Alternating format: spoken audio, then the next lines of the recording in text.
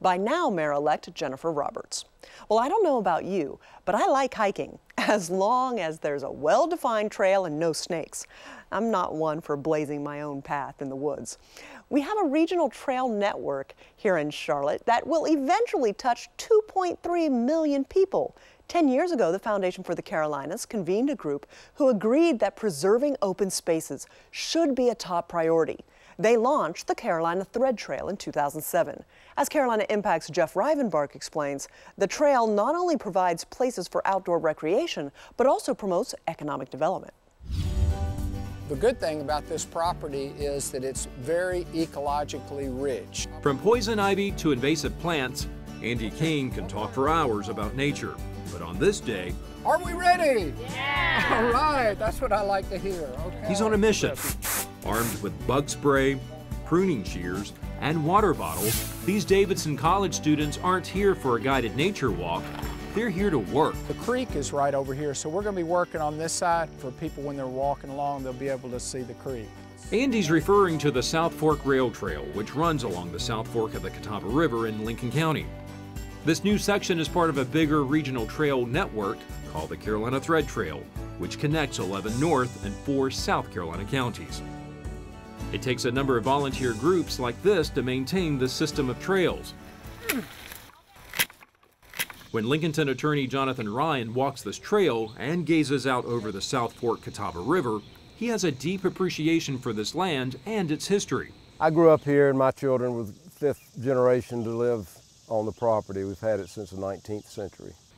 Jonathan gave a conservation easement to establish this trail. That's basically a binding agreement between a landowner and a qualified conservation organization, like a land trust, such as the Catawba Lands Conservancy. The easement allows Jonathan to maintain ownership of the land, but it limits future development. Yeah, our family thought that much as we enjoyed the property, we want to see that other generations enjoyed it. Across the river, you'll find the old laboratory cotton mill built in 1888 by Jonathan's ancestor, Dan Ryan. The old mill ran continuously until the late 1990s. The mill building is on the former site of a Confederate laboratory, so the history goes back a couple of hundred years.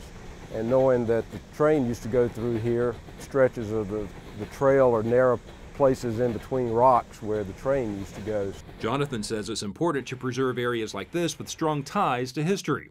40 years from now, or whenever the trail is completed, this will be a part of the trail from Catawba County all the way down to South Carolina. It's truly something that not only my children, but our grandchildren will be able to enjoy. In addition to greenways, the Carolina Thread Trail includes blueways, or water trails. This spot near the I-85 bridge in Cramerton is a favorite with kayakers. Kayaking instructor Lenny Stallings leads eco-tours on blueways throughout the region. The rivers that we use, the South Fork, the Catawba, the Yadkin, the Uwharrie, and the Rocky River, the Carolina Thread Trail has a footprint on every single one of those rivers, and because of their work, and there's just a lot of great natural resources for people to get out on. The Thread Trail not only offers lots of recreational opportunities, it also drums up much-needed business for smaller communities. Greg Ramsey owns Floyd and Blackie's Coffee House in downtown Cramerton. When they started building the Carolina Thread Trail in Goat Island Park over there, I remarked to my wife, I said, somebody needs to buy some kayaks and start renting them to get people back in the river. He opened a side business called the Floating Goat, and he rents canoes and kayaks. Greg grew up in this former mill town. He remembers how the river and the island brought people together. My grandfather, who came here in the 1920s, said back in the 30s and 40s that everybody used to gather along this river in the evenings. This was the old ballpark that came down to the river, and this was a gathering place. And now with the trails back and the kayaking and the river coming back to life, we're back to that same type of lifestyle here in town. Not to mention visitors making day trips to explore a trail or kayak around Goat Island. It's good for the town. It's good for business, it's good all the way around. The Carolina Thread Trail is like a green interstate system, linking corridors of trails and conservation lands. We're at a point now where everyone in our region is close to some thread trail segment. Tom Okel is the executive director of the Catawba Lands Conservancy. He says even the Carolina Thread Trail's name harkens back to the region's textile past. It also reflects the fact that this trail is going to be a thread that ties our region together and all the 2 million people and the many communities that are going to be part of the trail.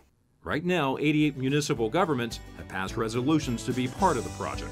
The heritage of this area is something that's important, and it's been great that families like the Ryans and many other have bought into what the Thread Trail can mean for our area. Another generation or two of development everywhere will mean there aren't places like this.